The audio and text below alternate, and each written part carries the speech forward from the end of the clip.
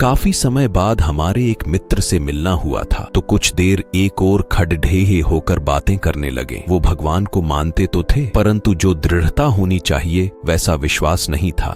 वो आयु वृद्धि के विषय पर चर्चा कर रहे थे। अचानक हमारे मुख से निकल गया, अगर आयु वृद्धि करनी है तो हनुमान जी की उपासना करो। वो कहने लगे, हम इन बातों पर विश्वास नहीं करते, प्रमाणित करके बताऊं तो माने।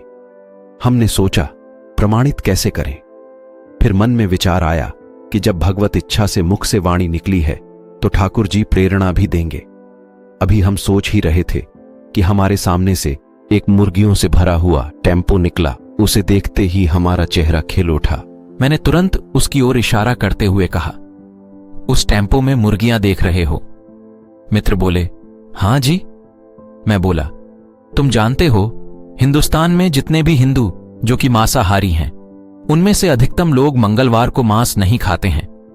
मित्र बोले, इस बात से हम सहमत हैं, परंतु इस बात का आयु वृद्धि से क्या लेना देना? हमने कहा, अभी हमारी बात समाप्त नहीं हुई। अब वो चुप होकर हमारी बात सुनने लगे। हमने फिर से अपनी बात दोहराई। अधिकतम लोग मंगलवार को मांसाहार नहीं करते। इस बात का अर्थ यह है कि यदि मंगलवार नहीं होता तो इन जीवों की उसी दिन हत्या कर दी जाती। मंगलवार होने के कारण इन जीवों की एक दिन की आयु और बढ़ गई।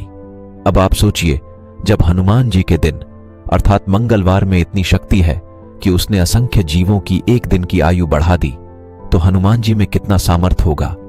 मेरी बात सुन उनके चेहरे पर मुस्कान आ गई। वो बोले, बाबा, मैं आपके प्रमाण से बिल्कुल संतुष्ट हूं।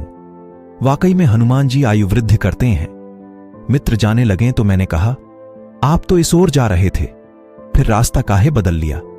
मित्र बोले, इस ओर से घूम कर जाऊंगा। इस रास्ते में हनुमान जी का मंदिर पड़ता है और कहानी समाप्त होती है। अच्छा लगा तो लाइक सब्सक्राइब करें। धन्यवाद। फिर मिलेंगे अगले वीडियो में। Bye bye, take care.